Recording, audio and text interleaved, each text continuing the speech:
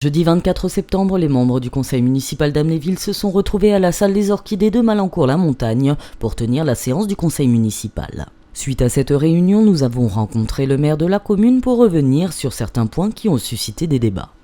Monsieur le maire, bonjour. Bonjour.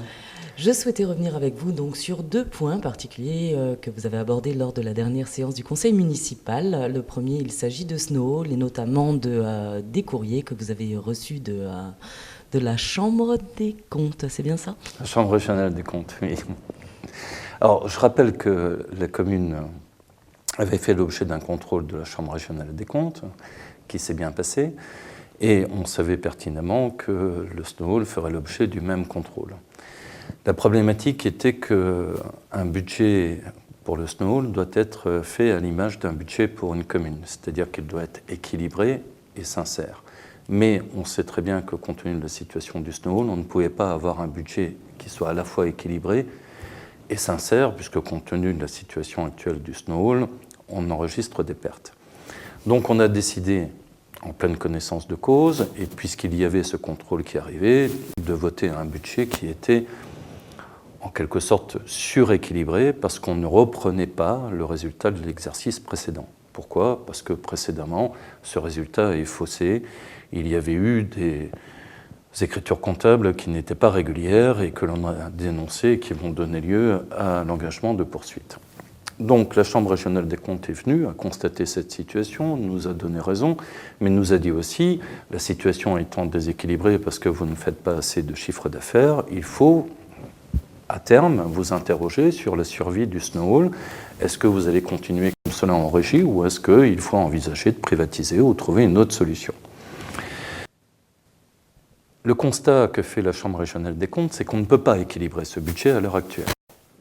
La problématique est qu'on a l'obligation d'avoir un budget sincère et équilibré.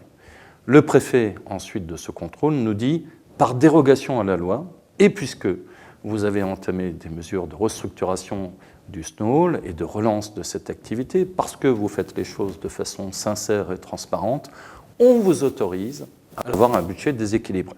Ce qui est quand même une marque de confiance absolue, puisqu'on déroge de cette façon à la loi. Mais il nous dit aussi, on ne peut pas vous donner un blanc-seing, donc on vous laisse 3 ans pour mettre en œuvre vos mesures, que le Snow retrouve un chiffre d'affaires à hauteur des nécessités, c'est-à-dire pour équilibrer ses charges, et dans 3 ans, on fera le point, et puis on verra à ce moment-là quelle suite on donne, y compris dans les possibilités, celle de fermeture du Snow. Mais je tiens quand même à saluer le fait que la préfecture, donc l'État, nous donne cette confiance et nous dit aujourd'hui, on voit que vous êtes des gens sincères, on voit qu'on a mis un terme aux pratiques antérieures et on vous donne cette confiance en vous disant, voilà, vous avez 3 ans devant vous, faites ce qu'il faut pour redresser l'activité du Snow.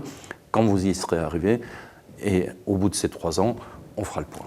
Alors vous prévoyez justement de réunir le conseil d'administration de Snow afin de projeter des mesures. Quelles seront-elles? Est-ce que vous avez déjà une idée de la manière dont vous souhaitez travailler sur les 3 années à venir pour essayer de redresser l'équilibre? Dans un premier temps, il fallait restructurer le Snow pour que la prestation de service qui est proposée au client soit à hauteur de ce que le client est en droit d'attendre. Donc ça a été tout le travail qui a été mené. Aujourd'hui, il faut mettre en place une activité de démarchage commercial qui soit efficace, le cas échéant agressive, mais qu'on puisse augmenter le chiffre d'affaires. Donc c'est maintenant la voie dans laquelle on s'est engagé, puisque ça ne servait à rien d'attirer des clients pour qu'ils soient déçus. Aujourd'hui, ce n'est plus le cas. Donc on va développer cette activité commerciale, ce démarchage des comités d'entreprise, des MJC, des écoles, etc., pour attirer de plus en plus de monde au Snow. C'est toujours la même problématique, quand on ne sait pas qu'un équipement existe, on n'y va pas. Au départ, ça a fait le buzz lors de sa création. Aujourd'hui, on a arrêté de communiquer pendant des années. On reprend cette communication et on va faire tout ce qu'il faut pour que les gens aient envie de venir au Snow. En aucun cas, vous imaginez dans 3 ans devoir céder la structure à des privés? On peut envisager des privatisations partielles. L'espace de restauration peut devenir un jour un espace qui est loué à des privés parce qu'ils sauront peut-être mieux faire que nous, parce qu'on peut s'interroger aussi sur le fait de savoir si ça appartient à une commune d'exploiter des restaurants et une brasserie. Ça, c'est toujours quelque chose qu'on peut étudier, on n'est fermé à aucune solution. Mais l'intérêt pour nous actuellement, c'est vraiment d'augmenter le chiffre d'affaires et de faire ce qu'il faut pour que les gens connaissent le Snow Hall et y viennent. Donc ça s'inscrit effectivement dans le cadre d'une étude que vous projetez de faire sur le site. Alors l'autre aspect, c'est que le site thermal et touristique, comme tout équipement, il vieillit, il a 40 ans, donc il y a des travaux de réaménagement à faire, d'entretien de la voirie, de l'éclairage, de distribution de la circulation, etc. Enfin, il y a tout un aspect matériel à mettre en œuvre. Et la problématique, c'est que ça coûte beaucoup d'argent et que la commune n'a pas nécessairement les moyens pour faire face à toutes ces dépenses qui permettraient de rénover ce site, de lui donner une image des années 2030 et de permettre qu'on ait comme cela une envie de plus en plus importante des visiteurs de venir non seulement, mais aussi d'y séjourner. Donc, on sait très bien aujourd'hui que cela, et compte tenu du rayonnement du site thermal et touristique en dehors des frontières, ne peut pas se faire seul. Il faut qu'on ait un partenariat avec les autres institutions, notamment du fait aussi que la baisse des dotations de l'État, elle concerne non seulement les communes, mais aussi les communautés de communes, le département et la région. À partir de là, on a fédéré le département, la région, les collectivités de communes et même la Caisse des dépôts et consignations pour financer une étude qui va permettre de cerner toutes les difficultés qu'il y a, toutes les solutions qu'on pourrait apporter et donner un nouvel avenir, un nouvel essor au centre thermal et touristique et surtout permettre à ce dernier qu'il continue à grandir et que l'œuvre du docteur Kiefer et de tous les habitants d'Amnéville se perpétue.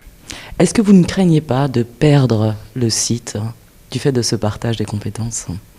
Non, puisque les choses ont été clairement posées au départ. C'est la commune d'Amnéville qui est maître d'ouvrage de cette étude. Et il est hors de question que la gouvernance soit perdue pour la commune. On peut la partager.